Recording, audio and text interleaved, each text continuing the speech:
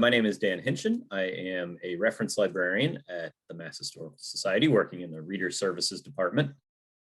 The item I picked is a watercolor painting that did not have a title, but we have given it the title of The Funeral of Billy Bruin. It is a landscape painting of a funeral for a pet bear that took place back in the 1870s at a place called Ridge Hill Farm, which was on what is now the Needham-Wellesley town line.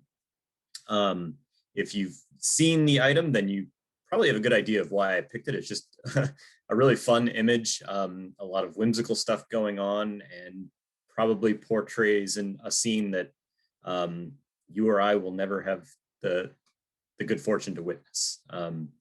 And my interest in it kind of came from some of the other materials the MHS has associated with Ridge Hill Farm and the guy who owned it, William Emerson Baker. Baker had this huge estate in Needham-Wellesley, like 700 acres, had all sorts of attractions and amusements and a hotel and all this sort of stuff. And one of the things he had was a menagerie, or a kind of an on-site zoo. And as it happened, he was contacted by someone in the North End of Boston who had two black bear cubs. I don't know what they were doing in the North End, but kind of just said, "Do you want these for your zoo?" He said, "Absolutely." But apparently in transit, the cubs were, in a cage and chained, and one of them died because the other chain got wrapped around his neck. Then somebody else contacted him very soon after, having heard that, and they had I think it was a traveling, kind of like a circus, and they had this black bear that was too much for them to continue traveling with. And so they asked if he wanted it, and he said, absolutely. The bear, who became Billy Bruin, was delivered via train. Due to some miscommunication, the cage ended up staying on the train overnight while the train was there.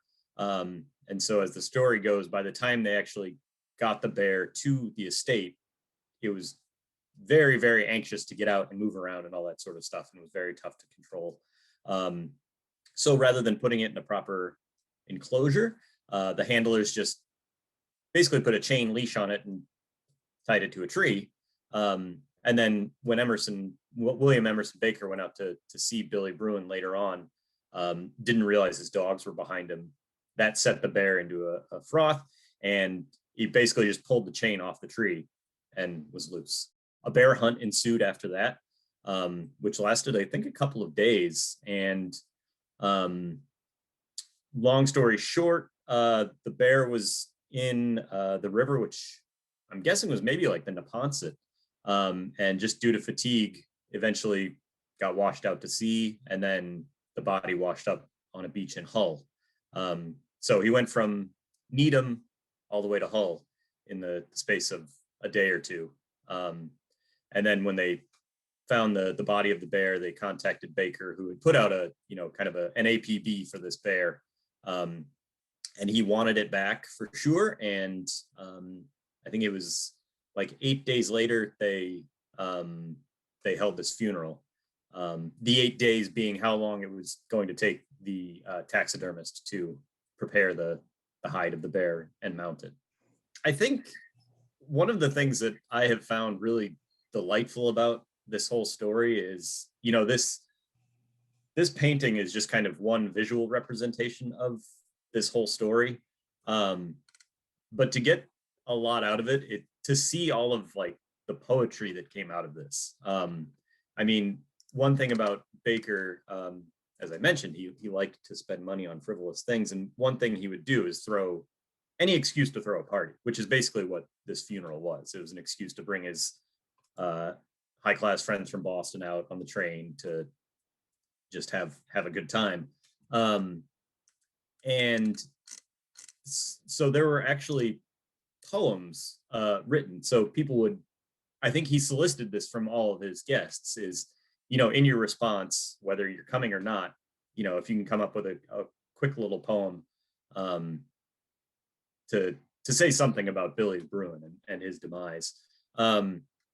And so there are a couple other things at the MHS that that show that. I mean, I think there's actually a printed program for this party, and it includes people's kind of reminiscences about Billy, even if they weren't there, from no less than Oliver Wendell Holmes. He penned a short little